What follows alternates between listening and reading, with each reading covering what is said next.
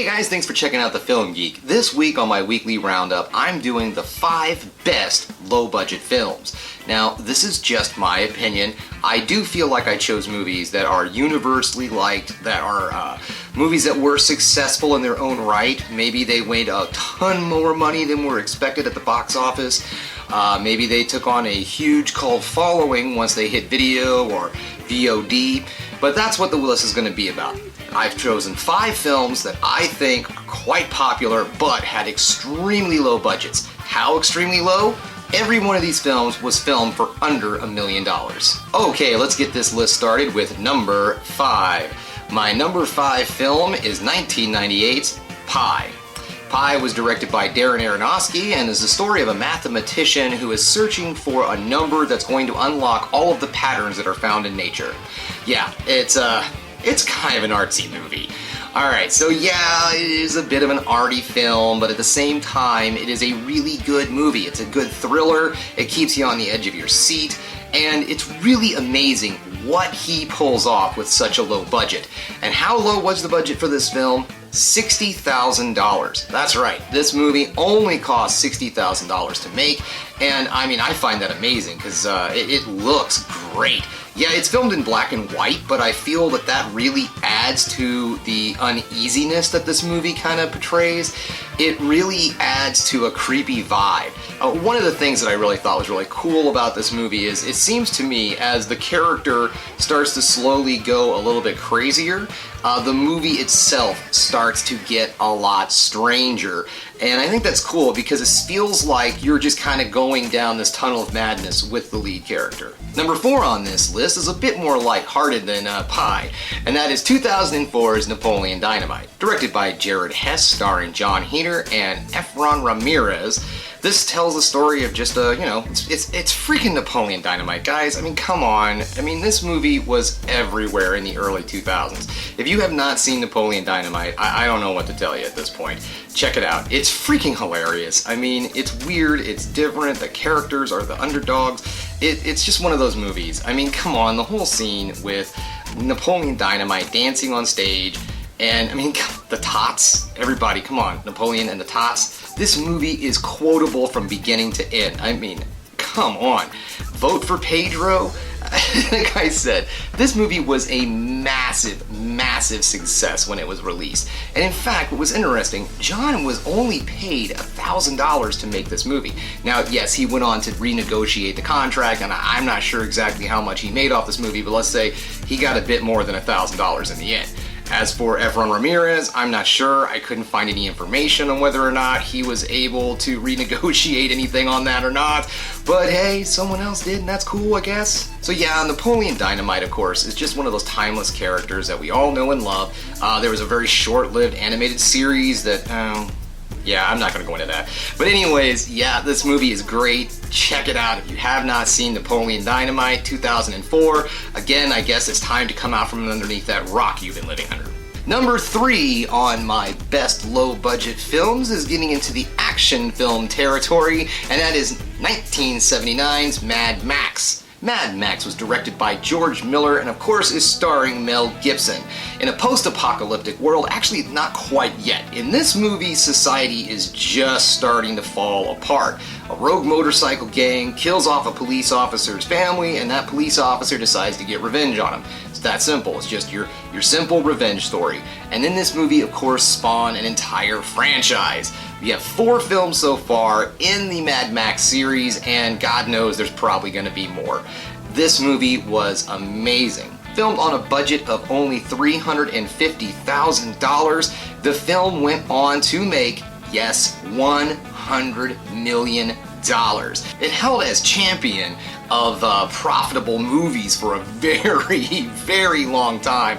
I believe it sat there until Paranormal Activity. I'm not 100% on that, so feel free to say something in the in the comments if I'm wrong, but I'm pretty sure that Mad Max held onto the title of most profitable film until the movie Paranormal Activity. So this brings me to my top 2. Now, this really was a challenge.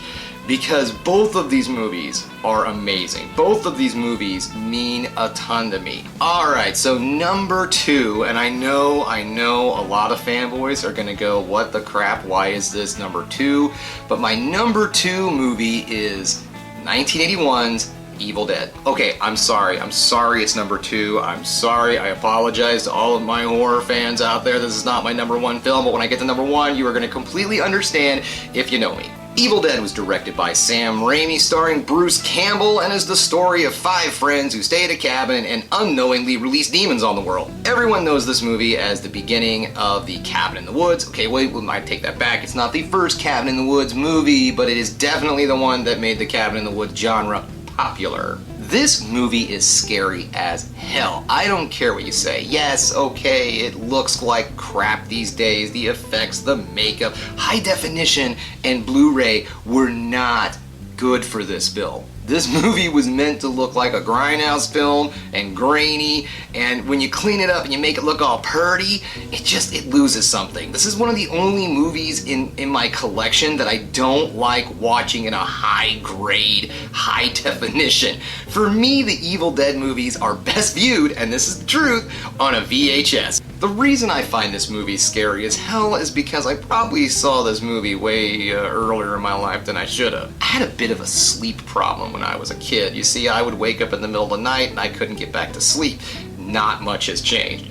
But one thing I used to do back then was use that to my advantage. While the entire house was sleeping, I would slip into the living room, turn down the TV to where I pretty much had to have my ear pressed up against it to hear it.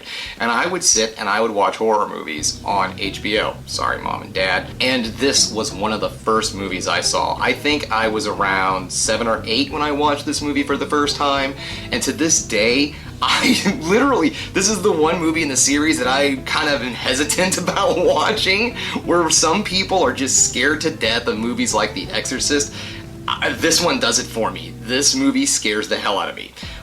Just also, too, something I want to mention is the atmosphere in this film. I don't think that gets talked about quite enough. And there's one scene in particular that I just love and it has always blown my mind. When Ash is in the cabin and he's walking through the cabin, the camera is up above, and as he's going along, it pans and follows him as he's walking. Okay, not that big of a deal, right? But then when the camera goes over a raptor in the cabin, it goes... And I don't know why, that little added nugget just puts me in that cabin. Like, that shouldn't have a sound. There shouldn't be a sound for a piece of wood, but it's there, and it helps draw me in. And as I get drawn in, he hits me with a jump scare. So, yep, made on a budget of $350,000. That's not millions, that's thousands. Big difference. This movie has gone on to be one of the most beloved cult classics in existence. So it's my number 2. So that brings us to the hallowed number 1. So what movie has the honor of being my number 1 all-time favorite low-budget film that did quite well? That is 1994's Clerks. Clerks at its core is a comedy, but it's more of a slice-of-life film. It takes place in a convenience store and just tells the story of these 2 guys who work in the service industry. You have one guy that works over at the convenience store, the other guy works over at the video store, and they get together and they talk and bitch about customers. This movie is number 1 because I have lived this movie. Every single thing that happens in this movie happens in convenience stores. I worked in a convenience store for a number of years on the overnight shift. And let me tell you folks, I saw some things. Everything about this movie is awesome. The story of Kevin Smith and how he made this movie with his friends, this is a dream of mine.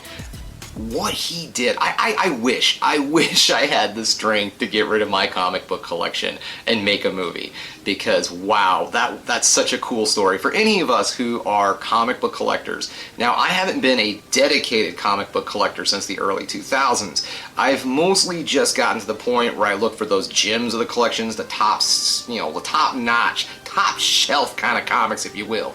I don't go for the every week pull list anymore. Those days are long gone. I'm more into the finding good deals on like Moon Knight #1, which by the way, I just scored Moon Knight #1 not too long ago. When I watch the movie Clerks, it's like watching my life. And even the story of how this movie was made, it's like listening about my friends, and just everything about this movie is very personal to me. Kevin Smith, thank you for making this movie. You are personally responsible for... Well, God, man, this is all your fault, thanks. Okay, guys, that brings us to the end of another Film Geek video. Thanks again for checking me out. If you like what you saw here today, please hit that subscribe. The channel's doing great, and I just want to keep going and going and going. So if you want to help me out, the best way you can do that is hit that subscribe, like the video if you like what you saw here today, and of course, ring that bell for notifications so you know when I put up another one of these Film Geek videos. Thanks again for checking everything out here today, guys. And as I always like to say, keep watching movies. You know I'm gonna.